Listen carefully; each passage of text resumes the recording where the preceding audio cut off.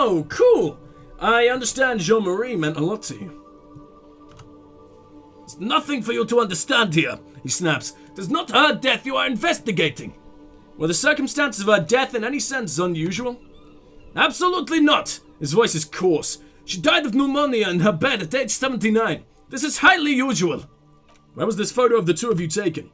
Revachol Fair of 91 in the Faubourg district. His eyes turned to the sea. A parade was held to honor Guillaume de Leon's name day, and the Carabineers marched in the place of honor. You look happy in that picture, smiling. This was the happiest day of my life, said in such a matter-of-fact tone, leaves no room for doubt. What happened with you, Gaston? What happened with you, Gaston and Jean-Marie? I was 22, when I returned from King Guillaume's cker operation in the south, and found my sweetheart in the arms of this wretch. The cker operation was a 7-year campaign during which Suzerain Guillaume's army forcefully united the people in the southeastern part of the Le Petit Continent, collectively known as the cker tribes, under the Revacholian banner.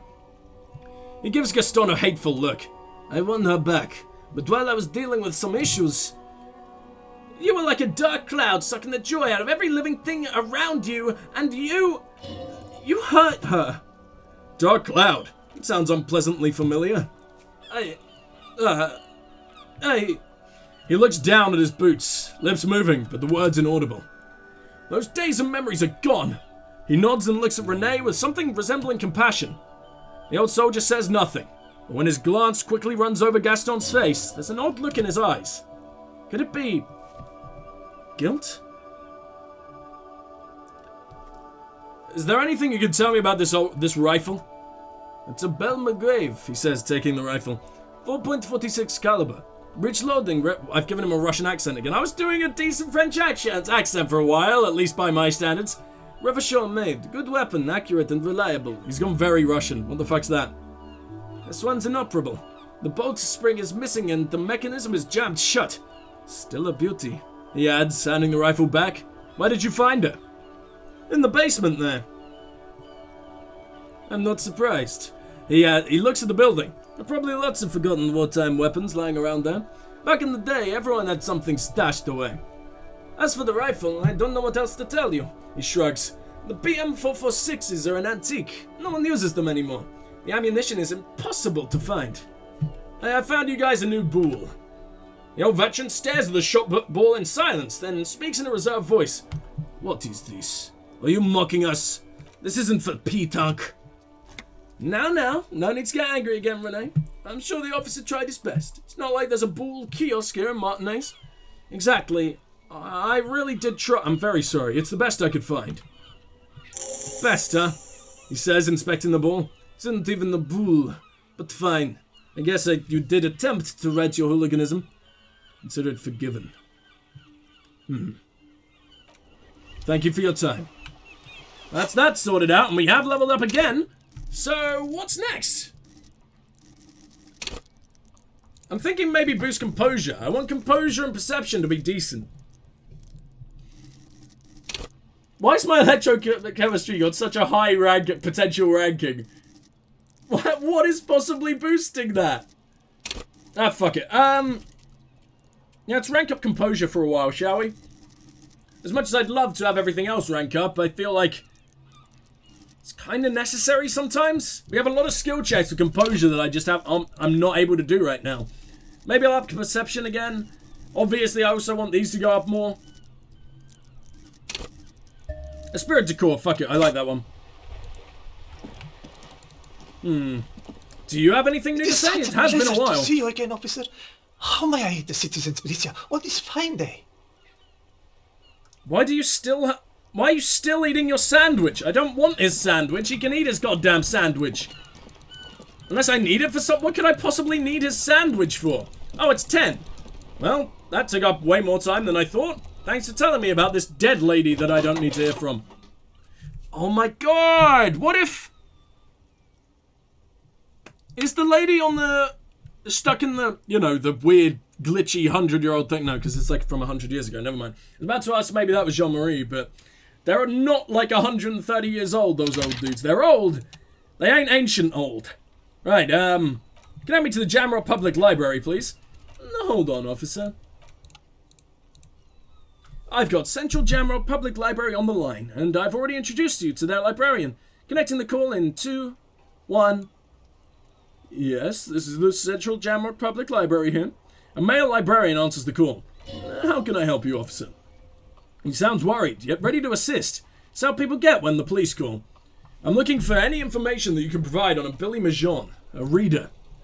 Billy Majon, you said? Give me a moment. I'll have to check our database. He puts down the receiver. On Moreau Drive in Central Jamrock, in a darkened hall lit by orange desk lamps, far away from the noise outside, a middle-aged man taps commands into an old radio computer. A printout falls on the desk behind him.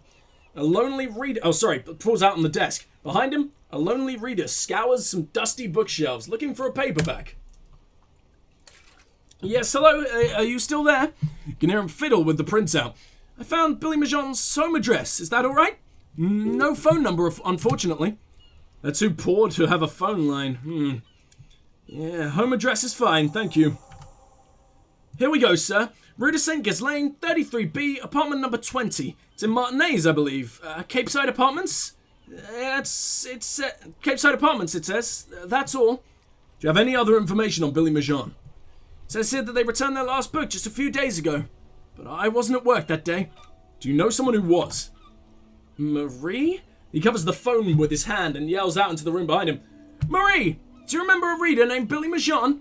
They returned a Thibault book the other day. You hear someone answer from afar.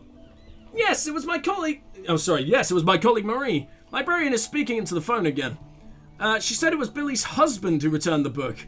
He also asked for this new sci-fi release, Lose, Radio 87, but we don't have it yet. Good, you have a name now. Oh, Billy Majon is a woman, not a man.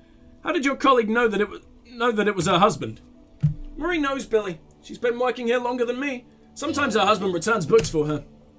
And then goes for a little drink later, on the lookout. Okay. Do you know the husband's name? Sorry, no. Marie only knows him by sight. Can Marie describe to me how the husband looked like? Marie? A moment passes. She said it was an older man, and that she's pretty sure he had a drink or two the last time she saw him. What was he wearing? 1 second. Librarian turns away from the phone again and relays the question. Sorry, Marie wasn't really paying attention to that. Thank you. That's all from me. I have no other questions. Happy we could help. Goodbye, officer. Librarian hangs up and the call gets redirected back to the station with a soft click. Anything else you need from me? I'm done with the radio for now. Thank you, Alice. 57th, over and out. Her voice disappears into the void. Close the door. Well, it's enough fucking with your Kanema for now, Kim. We got places to be, people to bone. Wonder if I can talk to you a little more about Ruby now. Maybe I can ask if you knew her name was Ruby. No, I can't. Okay. God, what do I even want to do next? I'm trying to wrap up a few of the smaller tasks today. Before we head back over to across the lock.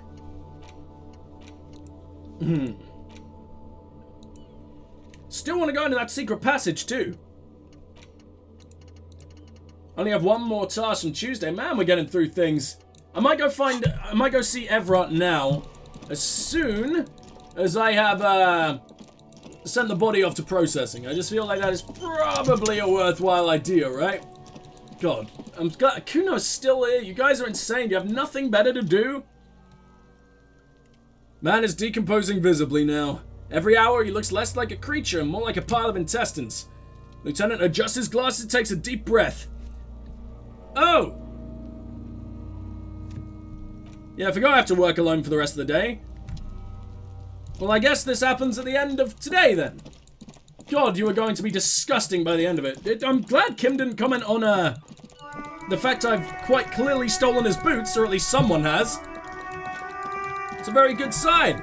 I'm a discreet little man. So very discreet. Can I talk to you anymore, Mr. Racist? Looking for something, Hunt? No. Alright then, well I don't really know where else to go. I guess I'd probably worth talking to Manana. Though I have fucked over Everett by accident, I'm a little nervous about that. Nah, nothing really going on there. I'm waiting for certain characters to just become a little bit more important, you know? Like, can I thank Measurehead for helping us out? Don't raise the sand. No. Damn it, man. I wonder if I could have asked Measurehead about, the sailor's tattoos. He probably wouldn't have been very helpful, but as, like, the only other tattoo man around here, it could have done something. Well, the tattoo man that isn't blatantly another mercenary in really bad disguise. Fuck. I just had a thought. Is Dice Maker the other fucking mercenary? It's a woman, right? In a high vantage point. That's what my brain hinted at. She's a woman in a high vantage point, the only one we've come across so far. That is a little bit worrying, but oh well. Just gotta talk to Evra. I know there was a place I was meant to return to while it was snowing. I just can't quite remember where that was. It was the place with the bike, right? That's also a place I need to return to here then. Fuck me, there's so much going on. Ah! And I'm getting real nervous about whether Evra might figure out that we, blatantly bullshitted him. Because that's not a good idea. You don't really fuck with the boss of the Union here, huh? It's gonna be a whoa, it ain't just gonna be a civil war against the Scabs and the Union now. Or sorry, the Wild Pines and the Union. It's Mr. gonna get the Dubois, RCM involved too. every worker, member of the board. How can I help you today? It's done. I mailed the signatures you asked me to mail. The Golden Boy returns once more. Wonderful, simply wonderful, Harry. He claps his hands together like a child who's just been offered cotton candy. Of course, I already knew this. My friend the mailman confirms the letter is on its way. You have done a great thing today. You've given the children at Martinez a real future, Harry. And I feel I can finally trust you now. You're in my inner circle. You too, Mr. Kitsuragi. He nods to the lieutenant, smiling broadly. We can now talk about anything. The strike, the murder, your lost gun. Nothing is off the table. Oh, Bratan, you played the old man like a three-string banjo. He has no idea. Better not gloat, sire. 'Tis arrogance. That gives the play away. Be subtle. The signatures I got. I know you plan to force them out with construction noise. Harry! He shakes his head. By now you should know I would never do anything tricky like that. However, if construction noise and limiting street access makes some people consider moving, well, let's just say there'll be freshly renovated buildings near the roundabout where those poor people can finally enjoy significant uptick in quality of life. I'm talking real affordable workers' palaces. So the village is doomed, the lieutenant says grimly. You were there, you saw the place. A wasteland, nothing left, but mark my words, officers. He slams his fist on the table, causing some of the coffee to spill. We are going to reset it. Not with my help, you won't. Reset, he repeats. I have big plans for Martinez, and they do not include humans living in those pig sheds on the coast. That land will be used for municipal buildings and commerce. What do you mean? Harry, imagine a youth centre supermarket church complex, employing hundreds, no, thousands of people. The coast will be lit up with enterprise and life. All those ruins out there turned into low-income housing. He leans forward. Harry, enough is enough. We're taking this district back. The war was 50 years ago, for God's sake. It's time we moved on. Youth supermarket church complex? You really expect me to believe that? Yes, I do. I got the centre, I got room for a retail complex, and in 4 years I'll get the church too. The wheels are already turning, Harry. The wheels of progress. This post-war limbo, I won't stand for it. There are kids practically playing with their own feces out there, and it cannot go on. There is true indignation in his voice when he speaks about the state of things, even a touch of pain. And then there will be a giant statue of him, towering above it all. Wait, but will you erect a statue to yourself? I'm not a symbolist, Harry. I'm a realist. My statue will be Martinez rebuilt. 5-story building complexes. Kids off speed and landowners in Ozone hating me. That will be my statue and yours, because we are doing this together. You would look nice as a statue. I knew you were up to something.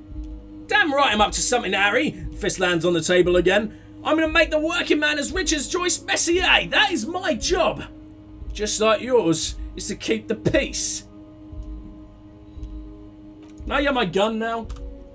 Harry, I gotta be honest with you. Your gun was found 2 days ago. Withholding this information weighed heavily on me, but it had to be done. Fine. Where is it? An old woman has it, and let me tell you, Harry, word on the street is she's a character, so watch out. This must be the woman who brought the gun from Roy, the one who he described as terrifying. So the gun's with the woman who bought it from Roy. Yes, the same one. I see you've done your research. Pawn shop made the gun easy to track. He smiles. What? He smiles and shakes his head in wonderment. Crazy stuff, Harry. Selling your gun like that? Wild. Anyway, Union boys are going to help you fix it. He winks at you. Don't worry, Harry. The neighbours of this old woman contacted my men because they trust me in the Debriders Union. Apparently she was waving it around at the entrance to her building. Waving the gun around doesn't sound good. None of this does. Who is this old woman? Unfortunately, I don't know anymore. You're going to have to go in blind, Harry. If she's an old lady, how dangerous could she possibly be? Oh, and she calls herself the Pigs. There it is again. The Pigs. Like Roy said, not good at all. I for one find it refreshing. Finally someone calls themselves a pig. A smile flickers in the corner of his mouth. Actually sounds extremely bad, but let's not give him the satisfaction. What? Okay, she was waving it around at people. Huh? As I said, she is a character. I didn't have time for the details. He smiles. Sounds like she's unstable, but don't worry, no one got hurt. It sounds like a very disturbed and desperate individual. We might be looking at someone with a medical history here. Watch out. Can you set up a meeting? I already have. He holds out his index finger. Tonight, starting 10, near the old fish market on the coast. The one on the boardwalk, a little past the fishing village. Be careful, Harry. I would never set you up for anything dangerous, but you did ask for this. Now, he claps his hands. Back to the fun stuff. She'll be there from 10 till 2. More fun stuff. He looks at you. Seems like we already have fun stuff to do. Did you order the hangman killed? Order it? You know my men didn't kill him. They told you. It was a happy accident. You know how it is. No one takes the initiative. If I wanted him dead, I would have had to do it myself. I'm too fat for that. Why are you so fat? Glad you asked. Type 2 diabetes, because sugar and fat was all my mother had to give me and my brother Edgar when we were kids. He wags his finger at you. Good job too. It made me ugly. And ugly people, Harry, are much better at politics. That is true. People don't trust pretty people. Do they trust ugly people? This man looks like Jabba the Hutt. Do you trust Jabba the Hutt? Do you trust realistic Patrick memes? No, you don't. And that's what he looks like. What do you gain from him being dead? Why? A war, of course. And what do you have to gain from a war? Victory. Mr. Kitsuragi, I have victory to gain. We are going to start a war with the Wild Pines group and win before they even realise there is a war. Have you ever heard of what 2 giant Ceres hornets can do to an entire colony of bees? They destroy it. I have. It's a great story, Harry. Did you also know how the bee colony kills the giant hornet? They swarm it and blanket it entirely until it suffers a massive heat stroke and dies. He crosses his hands, contently thinking of the interior temperature of the wasp rising. Harry, we outnumber them 1,500 to 1. And that's just Martinez. With all the unions in Revachol and with public opinion on our side, we can hold off 2 men, or 15 men, or even 50 men. The more they send, the worse it's going to look for them. They made a huge mistake hiring those guys. No one likes foreign mercenaries. Leftists hate them. Fascists hate them. Even the moralists think they're in bad taste. Yeah, everyone hates them. Except ultra-liberals, which happens to be me. No, fuck it. How is this connected to the strike? Harry, there is no strike, only war. Class war, or in business terms, a dawn raid. Or... wait. He pauses to rub his chin. Is that when you still pay them for something? Because we don't do that.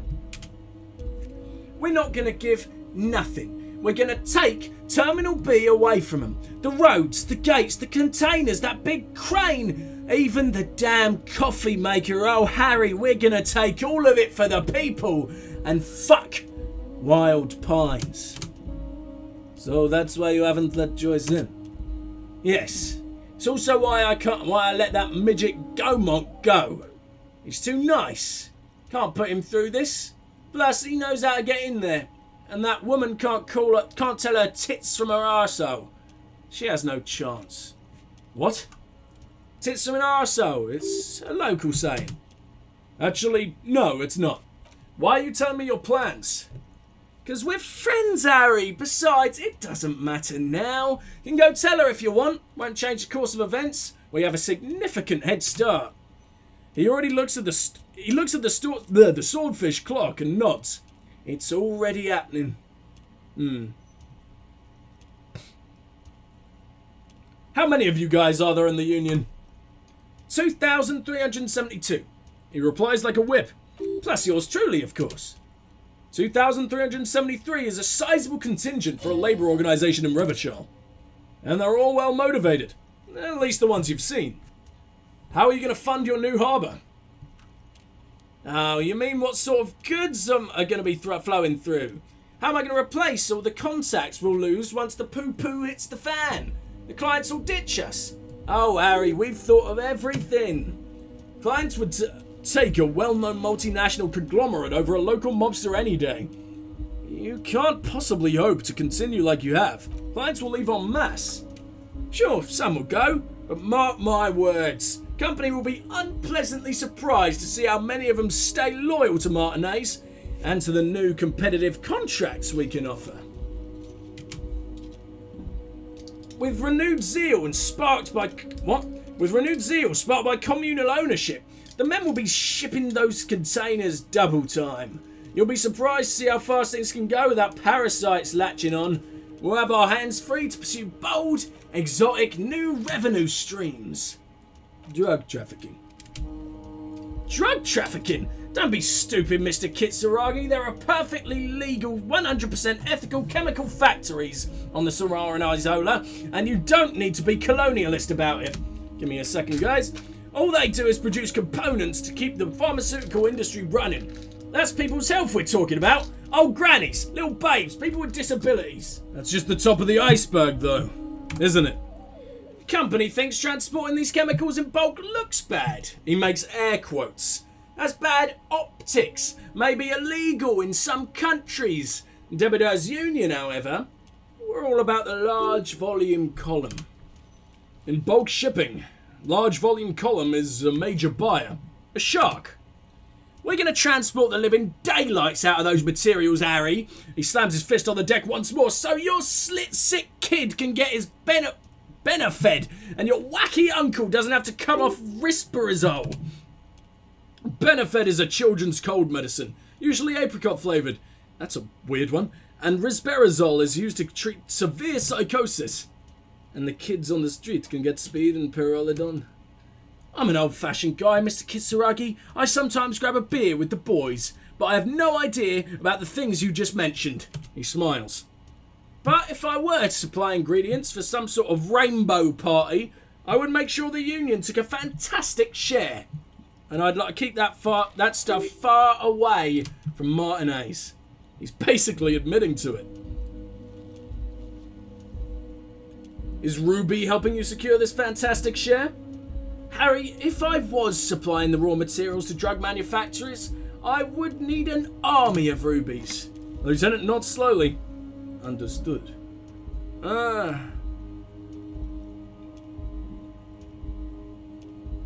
have to admit, that's a well put together plan, and far removed from you. He smiles slyly. It's also far removed from my men and the people of Martinez who put their trust in me. Anyway, let's not focus on the sensationalism of the drug trade. This hypothetical drug trade is all anyone ever seems to be interested in. It would only be a small part of the harbour's turnover. Just like the harbour is but a small part of Martinez. Go on. let's look at the big picture. Martinez as a whole. There are little girls out there with dreams of making music. Young mothers who want to start businesses. Models who want to walk catwalks. And steel welders who want to weld steel. I'm going to unite them all into one economic body. We're going to incorporate this place to kingdom come. Everyone's going to be in on the wealth. And everyone's going to pull their weight. Let's keep focusing on the drug trade. He was almost admitting to it. Hold on. I don't want to look at the big picture. I want to look at the drug trade you almost admitted to. No, Harry, that's boring, he sighs. Alright, it's gone. Hypothetical raw materials trade is off the table. Such a small and insignificant slice of revenue that I am cutting it. Boys, he looks around the container. Harry felt queasy about it. We're not doing it. Can we talk about my beautiful incorporated Martinism and its many-sided business ventures now? This bold new vision of incorporated socialism I'm offering?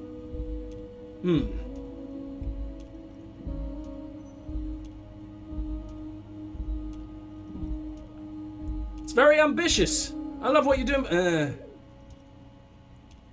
I love what you're doing for the working man. I do. But he's not actually doing it, is he? Thank you, Harry. Thank you. He bows courteously in his chair. You have no idea how much that means to me. Oh, that means much it means to mean, because in so many ways you are that working man.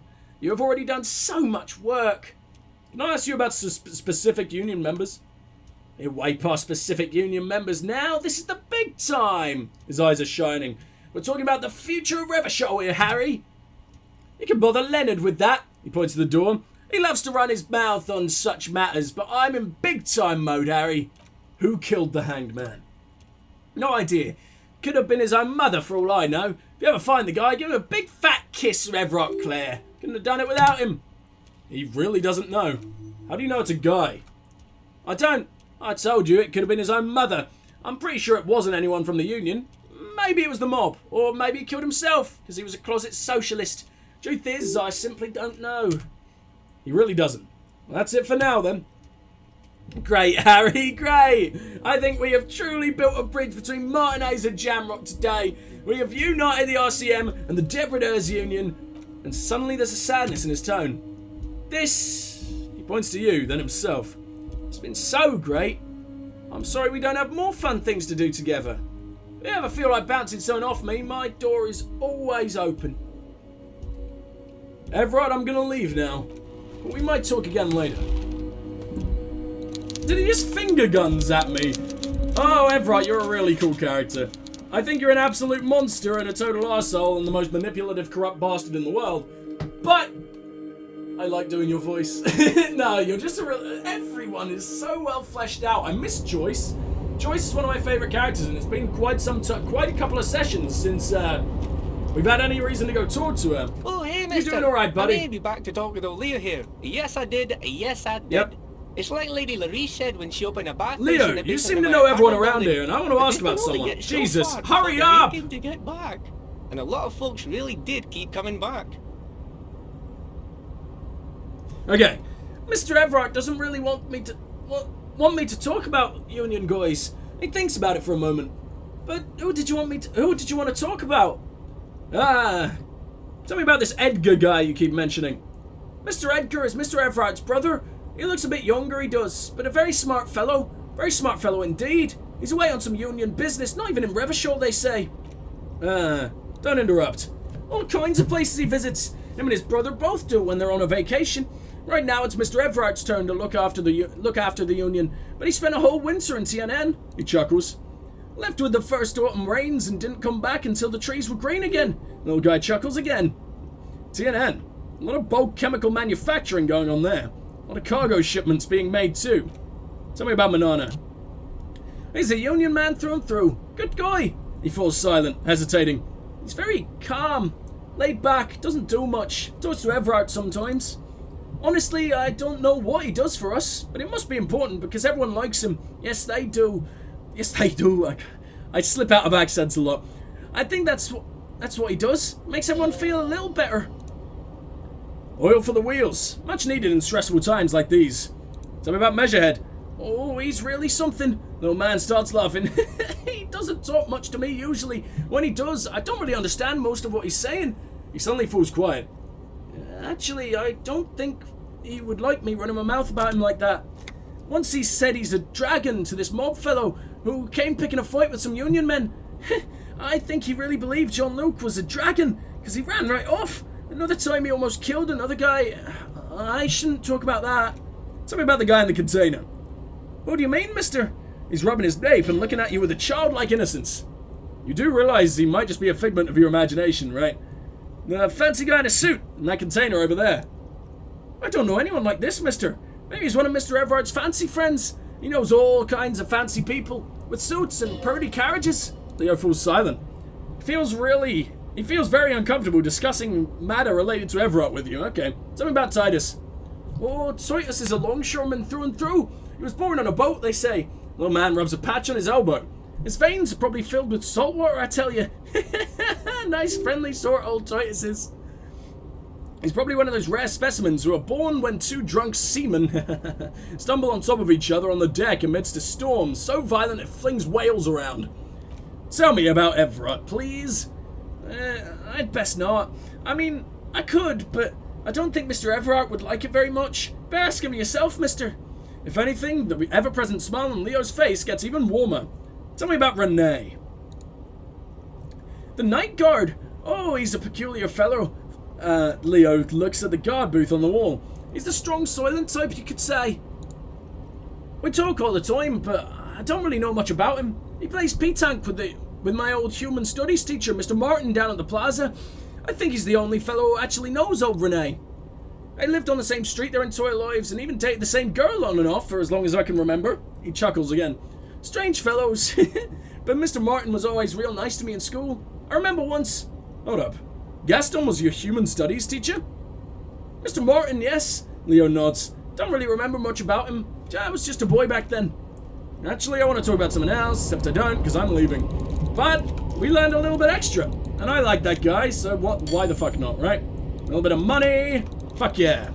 Slowly making up for the shitloads we have to spend every single day. Purely because I don't want to live with the old lady.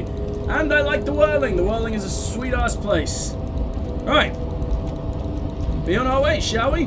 I wonder if I can actually do anything more with that. Where are you going? Fucking hell. You trying to escape me already, buddy? I need you. Please don't go. I don't know where to go anymore. Warded door. Andre? Oh yeah, the dance. Smoke on the balcony. Confront the oh yeah, we can do that. That's later tonight, though. I think it's about time we left. Went back to the